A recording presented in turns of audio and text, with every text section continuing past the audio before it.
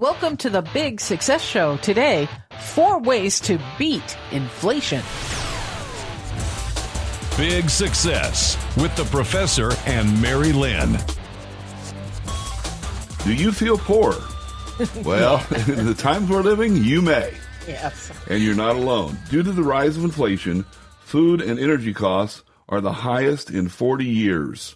Hey, I'm George Kruger, a.k.a. the Professor. And I'm Mary-Lynn. The current economic atmosphere highlights an important principle of personal finance. You can lose money without even trying. Hey, how exciting, right? In fact, you don't even have to actually lose money to lose money. But today, we're going to show you how to keep that from happening. You betcha. So money itself is essentially useless. You ever hear that, Mary-Lynn?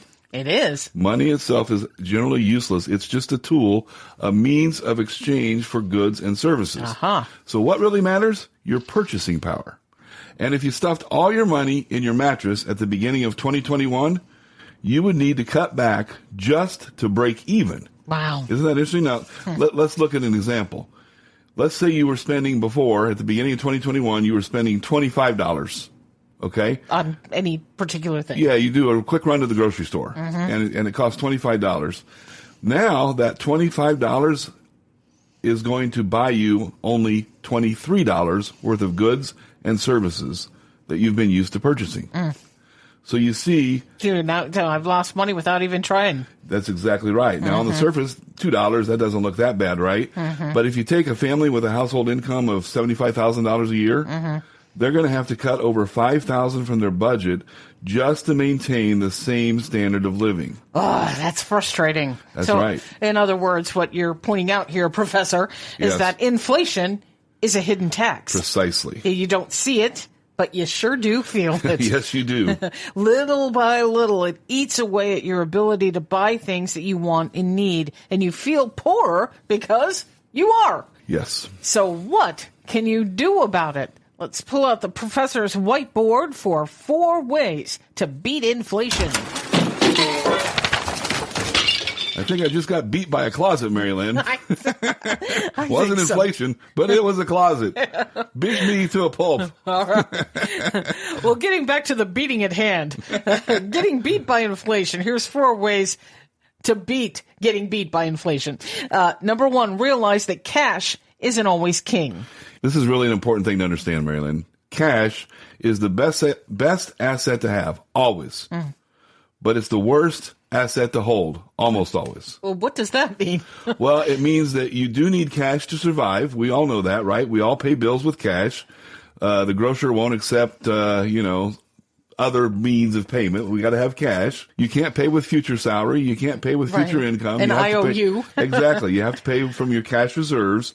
And, we do pay mostly in electronic form these days, but it is cash nonetheless. So we need cash to survive, but cash loses its value day by day in an inflationary environment. We kind of went over an example just a second ago. Right. So holding cash is the worst thing you can do. Now, so that doesn't mean go out and just blow it. No, it's a delicate balance, but a balance that you must find in order to get the most out of your money as we see inflation increasing.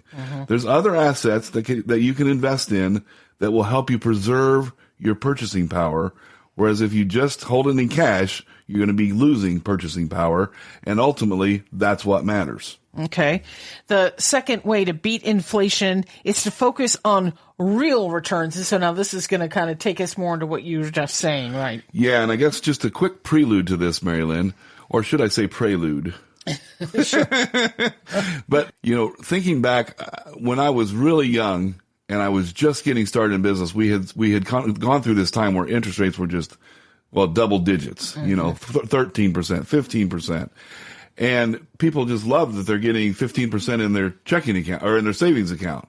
Well, as you're going to see here in this section, that 15% was actually less than what we've been experiencing in terms of low rates in some cases recently. Okay, so get back to that in a second. So make sure you understand the difference between nominal and real returns.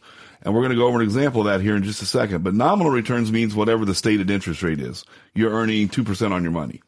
Real returns are the return that you're getting after we factored in taxes and inflation.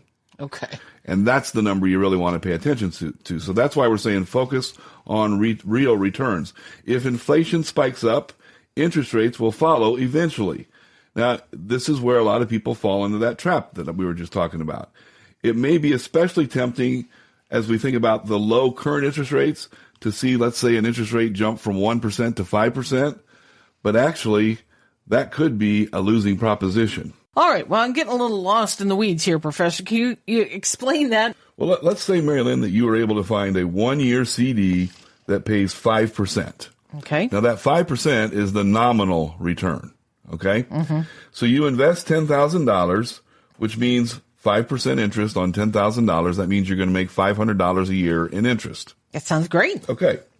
But you still have to pay taxes on this money. Yeah. Okay? If we assume a marginal tax rate of 25%, that would be not too high of an income, not too low of an income. But so you earn, your rate is 25%. So after taxes, you're only going to earn $375. There's $125 of taxes that you're going to have to pay out of that nominal return. Okay? So if inflation is 4%, now we're moving to the real return. If inflation is 4%, then we take 3.75%, your after-tax nominal return, and then we subtract from that 4% for inflation. That's 3.75% minus 4%. You're in the hole by negative 0.25%. Oh, man. Yeah, so you're losing purchasing power, even though your return seems high by today's standards, and even though it seems like a better or a safer than maybe some other things you may do, you're still losing purchasing power, and that is a huge risk. But you still shouldn't just stuff it in the mattress. You shouldn't just stuff it in the mattress, but the point is, understand you're losing money even though you're trying not to, and putting it in that safe investment may not be the safest thing you can do. But look for an investment, but just make sure you understand what the return is. The real return. That's how you beat the inflation. Precisely. Okay. Yes. Knowing the real. Exactly. Okay. Well, that's a lot to take in. We do have all of the calculations that the professor just ran with the show summary of this podcast episode. So just click on the link in your show notes. Today we're talking about 4 ways to beat inflation. And I really like number 3. It's buy now, Woo-hoo! Of course you like to buy now, Mary-Lynn. So one safe thing you can do, if you think about it, this is really kind of a guaranteed return. It's probably one of the safest things you can do to preserve your purchasing power is to simply buy ahead. You know, you think about it, your hamburger is $2.99 a pound today, and if inflation keeps kicking in, it's going to be $3.99 tomorrow. And this is a bad example because it does spoil, but you can put it in your freezer and it's going to last for a while. Right. But the point is, you know, if you can buy that and maybe save it up for a future meal, and maybe you do that a couple times, that's a decent investment. It sounds so simple, but it actually works. So now, note that we did say buy ahead, not just buy. You don't just go out and buy things that you normally wouldn't buy at all. George put that in the show specifically for me. That's right, Mary-Lynn. In fact, it says it's got a little ML. It's got a little ML symbol on my piece, on my notes here. So, make sure that the things that you're buying are things that you would normally buy later. And to be a little more specific, when you see a great deal on an item that you use regularly, stock up. Yeah. For example, non-perishable foods. That's what my aunt and uncle, we do a weekly Zoom call with my aunt and uncle who live out west in Arizona. We're in Illinois, so we can't visit too often, but we do thanks to Zoom. Anyway, just the other day we were talking, and the store that they go to had a big sale on, I can't remember what it was, but something that they eat all the time, just like your example, and they just bought up a bunch of them because, why not? They're just going to put them in the cupboard and store it away, and they saved money. Exactly. I've got a closet full of Cheetos. I'm kidding. Is that what fell out of the closet earlier? Exactly. Is that what that avalanche was? But the thing is, when these things go on sale, you can get a great return with essentially no risks. I mean, if you think about it, Mary-Lynn, so we buy something that is normally, let's just say $1, and we're able to get it for 75 cents. It seems like a minor thing, but I mean, that adds up, and it's a great place to put your cash, and it is a guaranteed return on investment. I like it. 4 ways to beat inflation. Number 4, recognize that hard assets generally trump financial assets. Professor, what's the difference? Well, let's start with financial assets, because I think it's one more people would be familiar with. Financial assets are simply stocks, bonds, mutual funds, the types of investments that you can, we trade them all the time. You see the business channels have their little tickers going with the various stocks, and this is up, this is down. Exactly. So that's the financial asset side. Hard assets are things like real estate. Picture it. We can see it, right? We can touch it. We can feel it. It's not certificates of ownership in a company like a stock is. It's actually a piece of property, or it's gold, it's silver, it's commodities, it's wheat, it's, those kinds of things. Okay. So financial assets often struggle in an inflationary environment. For example, traditional bonds tend to get destroyed because interest rates are rising, which makes the bond less valuable. Right. Okay. So you can always get Treasury inflation protected securities, or TIPS. Okay. Which these actually help protect you against inflation.